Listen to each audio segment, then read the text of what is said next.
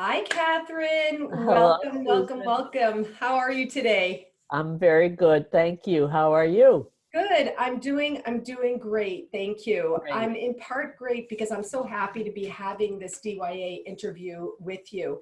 My idea of interviewing women in the second half of life just came to me, and I'm delighted to give voice to women to share who they've become and what it is that they're doing.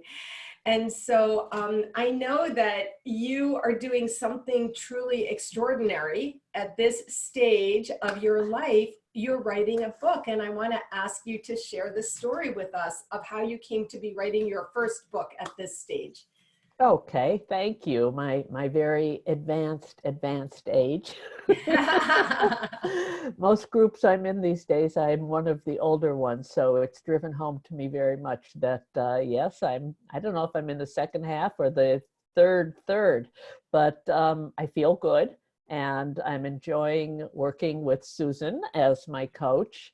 So how did it come about? Well, for years, all my life, I wanted to be a writer, and I was discouraged from that as a young girl and young woman because, like many people, my parents had lived through the Depression, and it was very important that you be able to support yourself. And nobody saw the arts as a way to be able to support oneself. So I was discouraged, even though it was a very, very deep yearning inside of me. So life went on. I became an English major. I changed to speech pathology. That was both language and more scientific. And then discovered that I really wanted to do social work and psychotherapy. So as I raised my kids, I went back to school and had a master's in speech and language therapy and then a master's in social work. But I still hadn't written a book. And I had a very deep yearning and unhappiness that I wasn't doing that. Mhm. Life went on. I stopped my social work practice and was working as a medical administrator in my husband Carl's medical practice. Mhm. And 20 years later, knowing Susan off and on, and knowing she was a coach, in my head, I would think to myself, well, if I ever do get to really write that book, I could hire Susan as my coach. Mm. But I was afraid, and fear stopped me. And I can't remember exactly how, but we had retired a year and a half ago. Mhm. And last fall, oh, I remember how Susan extended an invitation that she was doing the DYA, Discovering You Again course. And I thought, well, this will be something interesting to do while I'm home. Why not tune in? So I tuned in and I said, yes, I would definitely like to participate. And immediately it had such a deep resonance with me. I was moved to tears several times while we were engaged in this course. And at first I was listening and I thought, well, I know one thing I'd like to do. I want to get back to my sewing.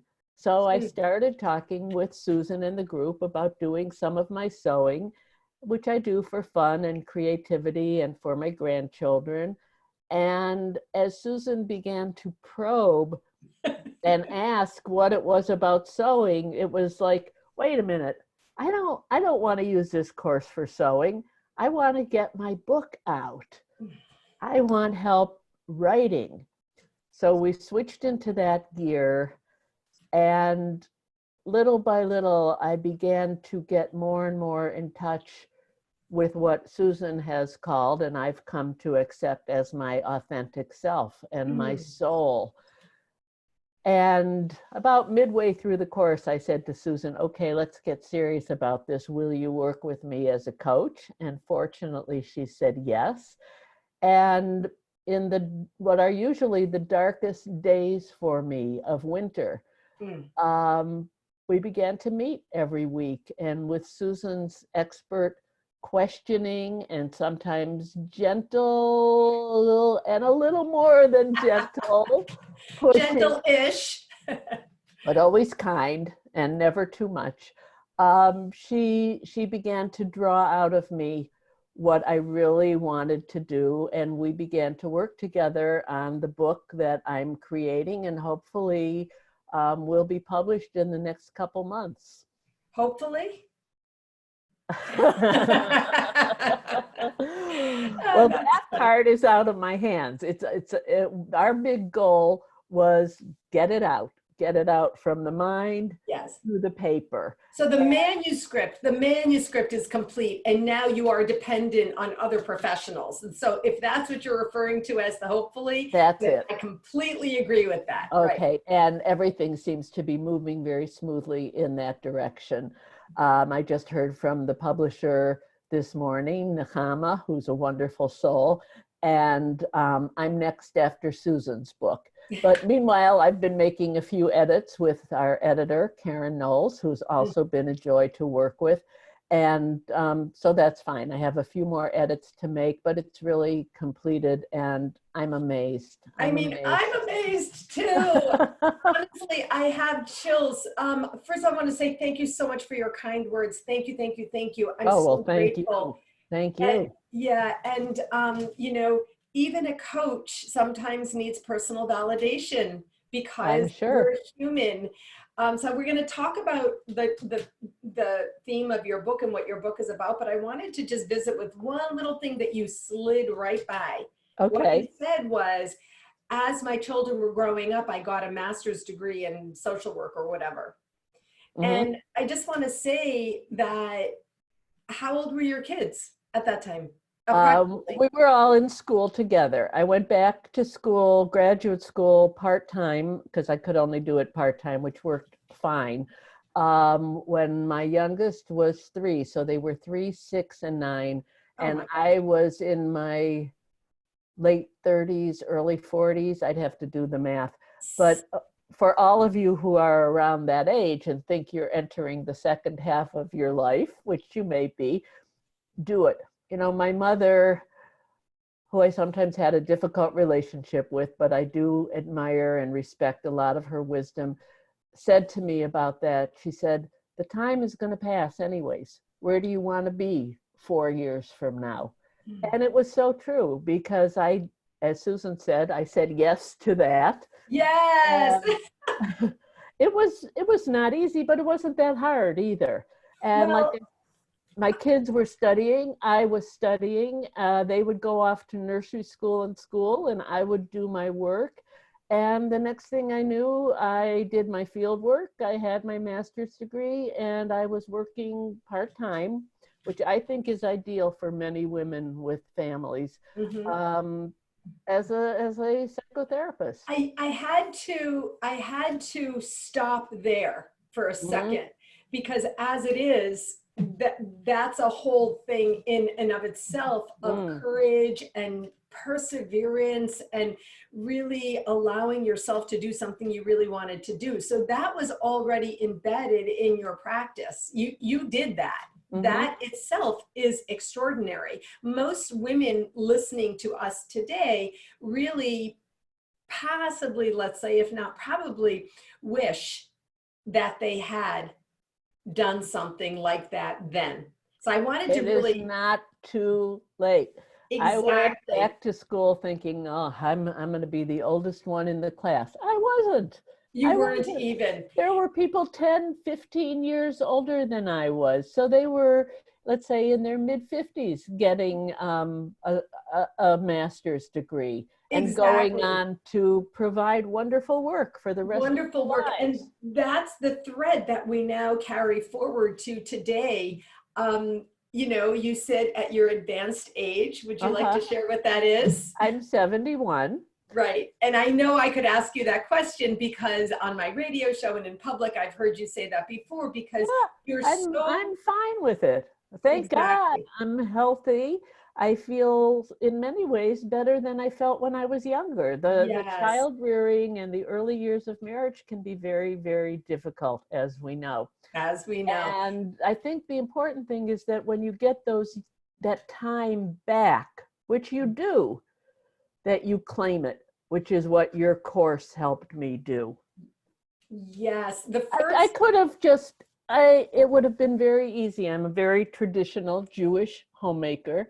There's plenty to do with cooking and cleaning and continuing to be supportive of my husband, our 3 grown children, adults, 2 grandchildren. There's plenty to do giving to them. But I reclaimed time for me. I reclaimed a room. As Susan knows, I'm sitting in my dining room, which maybe we use 3 times a year. Yeah. And I said, well, this is going to be my creative and spiritual room. And so it is. A room of one's own, baby. Right, Oh, I right. just It's love it. very important. It's some space. At one point when I couldn't be in the dining room, I can't remember why.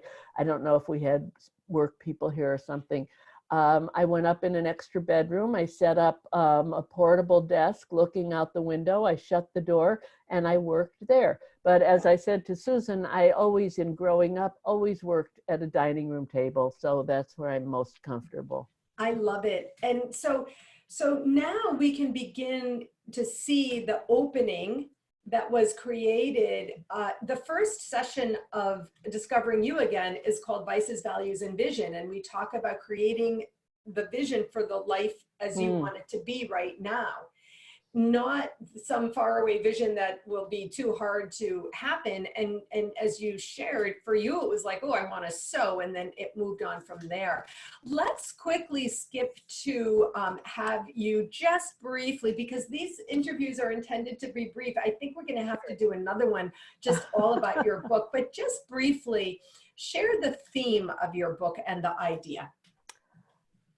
Well, for many years, well, as we know, every year we read the Haggadah at Passover, and for many years, I would get to that quote, in every generation, one should see oneself personally experiencing the liberation that we went through during the Exodus from Egypt.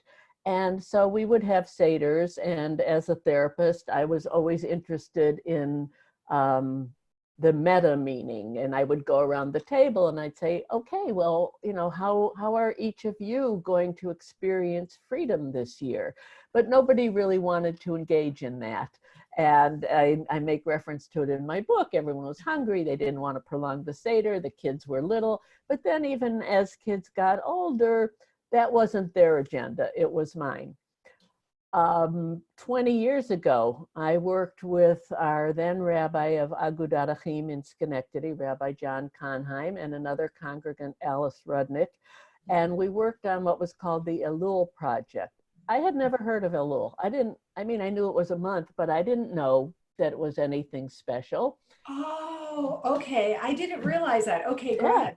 So Rabbi Conheim explained that it was the month before the holidays, the high holidays, and that it was really a time of reflection and getting ready to go into the holidays. And I used the analogy on a bulletin article that I wrote of, I could have had a V8.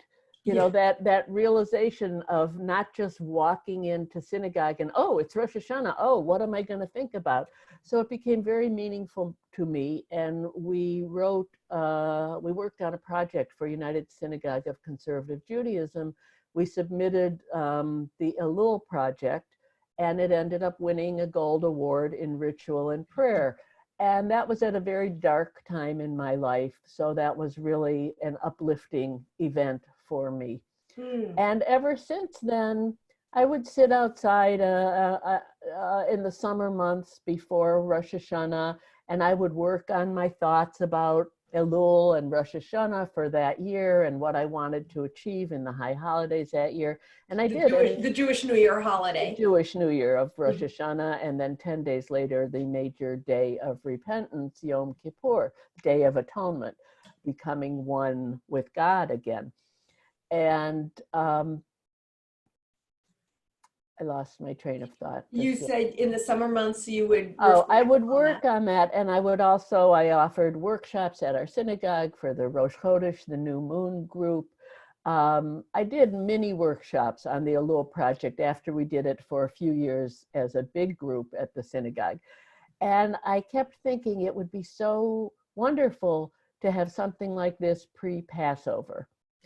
And so I would make notes, and literally for 20 years, I had notes and journals about what Passover means, but it wasn't until we started our work together that I was like, this is the book that needs to come out of me. And so that became our goal, getting that book out, and we're doing it. Oh my gosh. So here's what's going to happen. We're going to have to do a part 2 interview. That's fine. I cannot wait to do the part 2 interview to talk about what is in this book and how it can serve everyone.